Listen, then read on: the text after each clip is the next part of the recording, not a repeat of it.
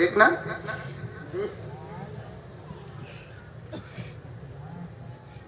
আসলে দিল্লি বাড়ি হলে হয়তো জোরেই বলতেন, দাঁড়িয়ে হয়তো বলে দিতেন সুবহানাল্লাহ নাকি? হ্যাঁ, আসছে দিল্লিওয়ালা বসে আছেন।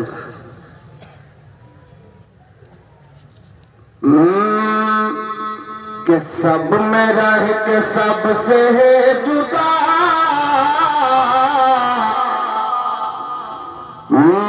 मसरूर तू ही बता तू कौन है, मसूद तू ही बता तू कौन है, आका तू ही बता तू कौन है, मौला तू ही बता तू कौन है।